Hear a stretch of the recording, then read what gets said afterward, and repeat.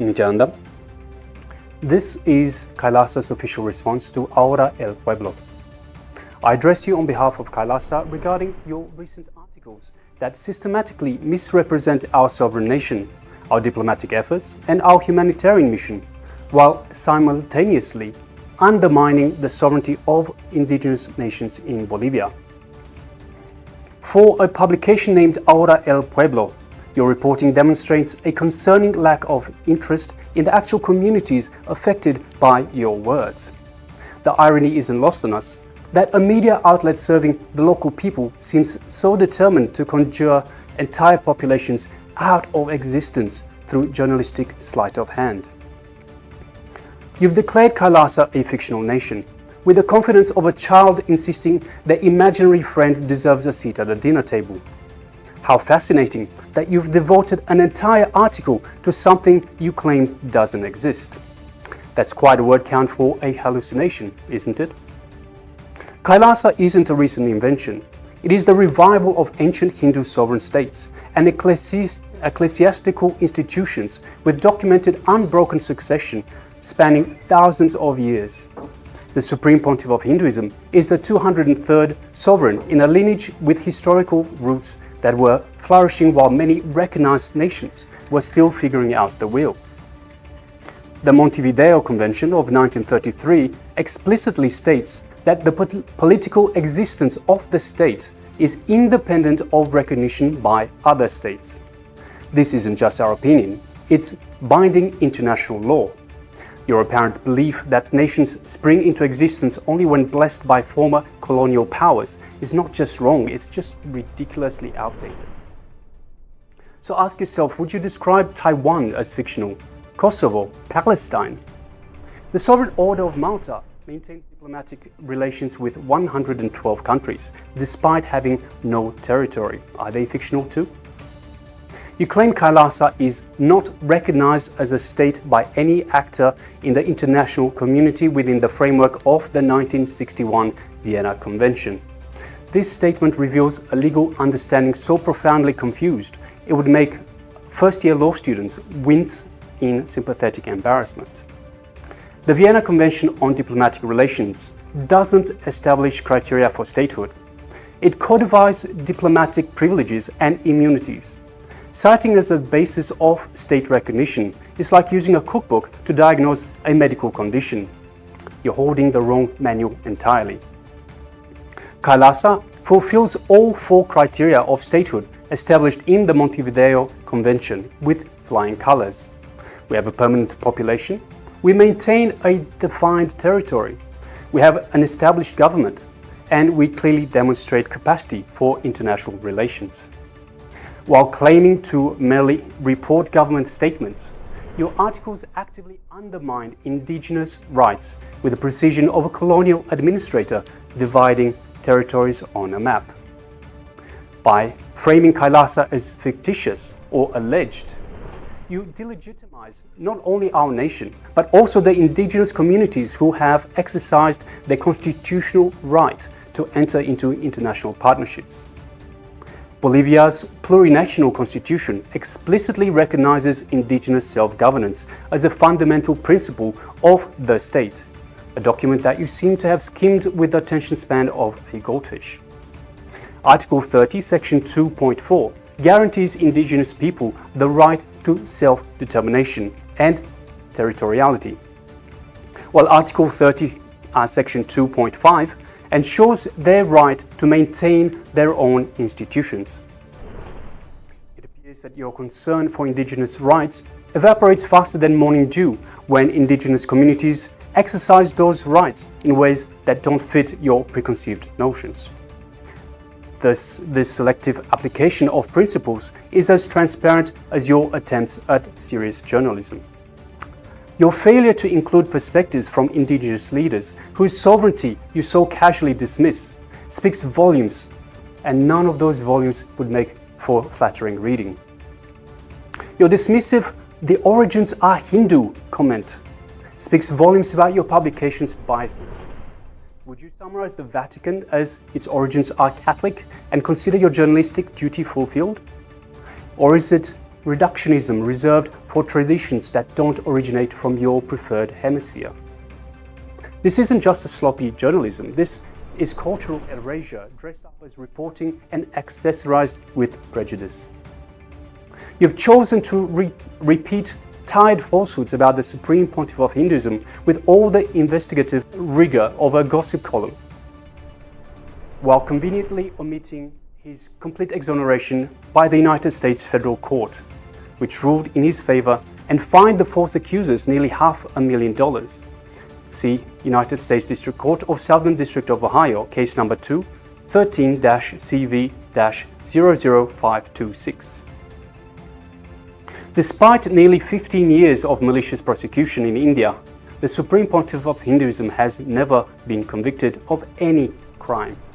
A fact you might have discovered had you engaged in that quaint journalistic practice known as research.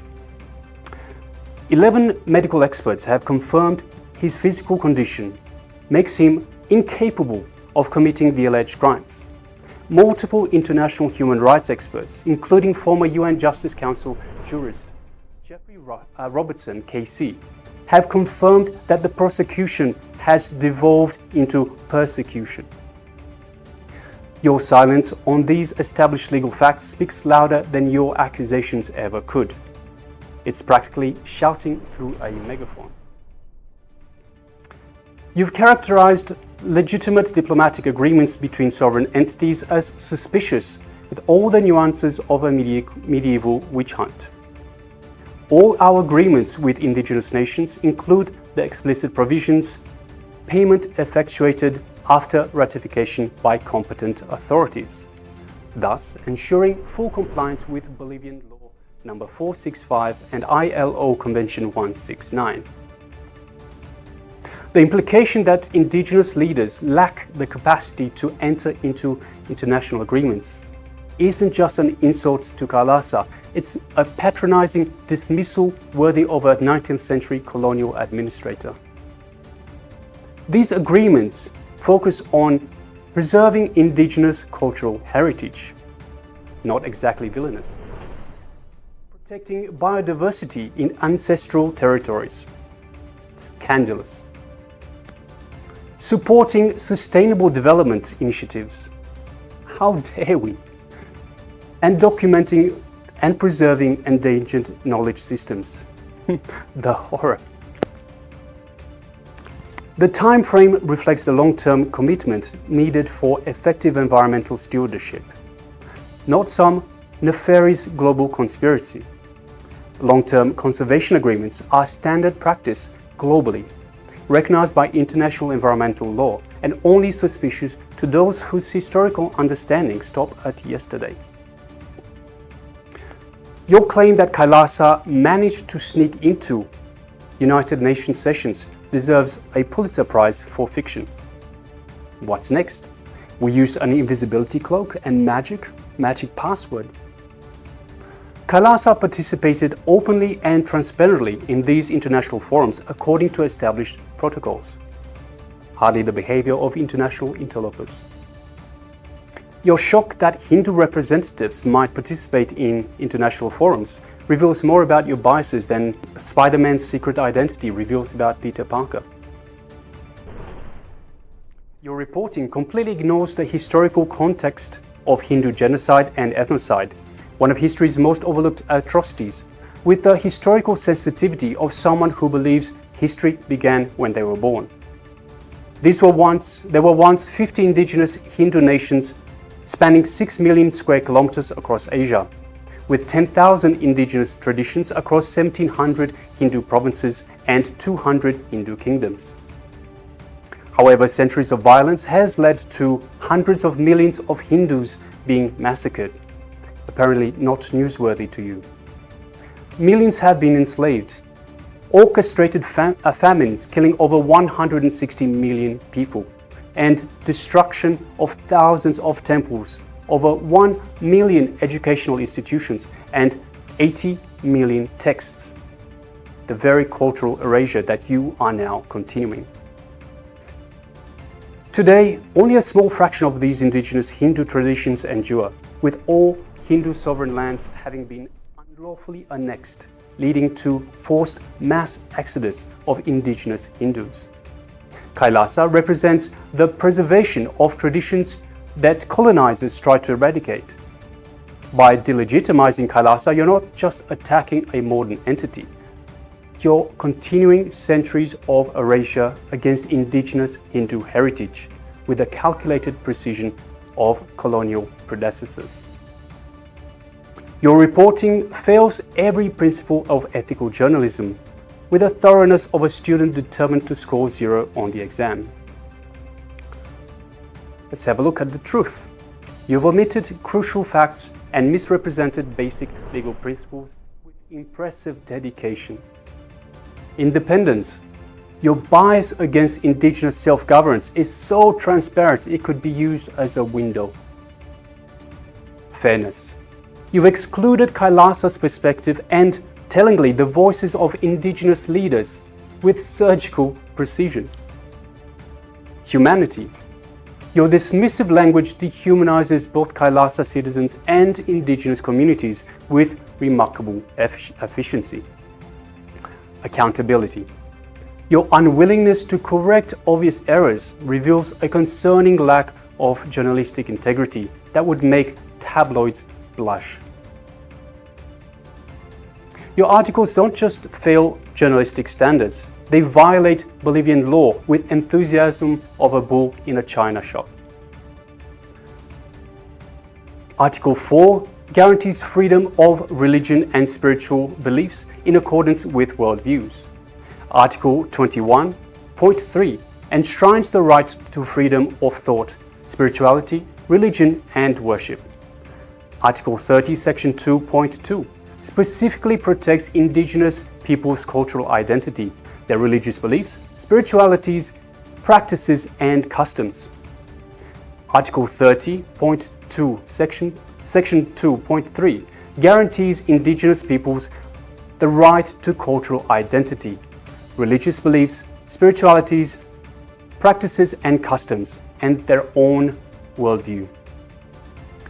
Article 30, Section 2.7 protects indigenous peoples' collective intellectual property of their knowledge, sciences, and learning. And Article 98, Section 2 affirms that the state assumes cultural diversity as the essential basis of the plurinational communitarian state. Your reporting also violates other laws. Law number 45, the law against racism and all forms of discrimination, which prohibits discrimination based on religion, cultural identity, and ethnic origin. Law number 73, the jurisdictional demarcation law, which recognizes indigenous jurisdictional authority. Law number 1257, ratifying ILO Convention 169 on indigenous rights. See, when journalism crosses into illegal territory, it's no longer journalism, it's propaganda with a press badge. So let us be crystal clear. Your efforts to delegitimize KAILASA are a deliberate attempt to undermine indigenous sovereignty in Bolivia. By portraying indigenous leaders who engage with KAILASA as deceived or incompetent, you directly perpetuate colonial attitudes with all the finesse of a colonial governor declaring, "We know what's best for the natives." This serves one purpose: to limit indigenous self-determination and maintain control over indigenous territories and resources, with the subtlety of a neon sign flashing, "Colonialism is still here." Your actions have concrete consequences. Your irresponsible reporting has directly incited violence against our community, with the predictability of lighting a match in a room full of gas. Following such media publications, mobs, fueled by these false characterizations, have violently breached KAILASA's properties and physically threatened non-violent monks and nuns peacefully residing there. These are not hypothetical concerns. These are real human beings whose lives are endangered by your reckless words. While you've been busy declaring us fictional, KAILASA has been providing tangible humanitarian support to Indigenous communities worldwide. Humanitarian grants to over 100 Indigenous nations. Environmental sustainability and forest conservation programs. Education, healthcare access, and food security initiatives. Billions of free meals served globally. It's quite an achievement for a figment of imagination. Apparently, our fictional aid has had very real impacts for communities that your reporting chooses to ignore, with the selective blindness of a referee at a home game. Now, more than 40 media outlets from 14 countries, including the Washington Post, MSN, The Week, Outlook magazine, and Dinamalar, have already removed similar defamatory content after recognizing their errors. They chose integrity. What will you choose? Continued embarrassment or professional dignity? We demand the following of Ahora El Pueblo. Retract your misleading articles with the same enthusiasm you showed in publishing them. Seek direct input from KAILASA representatives. Include perspectives of Indigenous leaders who have engaged with KAILASA. Acknowledge the legal basis for Indigenous nations' rights to conduct international relations, and publish this response in full. For a publication serving local communities, we suggest you consider which communities you actually serve. If it is truly all communities, including Indigenous Hindu communities, you'll correct your errors and commit to higher standards faster than you can say journalistic integrity. KAILASA will continue to exist and serve humanity whether you acknowledge us or not. Our treaties remain valid. Our humanitarian work continues and our ancient traditions endure. Your opinion on our existence alters reality about as much as declaring gravity optional. The world is watching. History has a long memory, and truth doesn't need your endorsement any more than the sun is permission to shine. So what will you choose?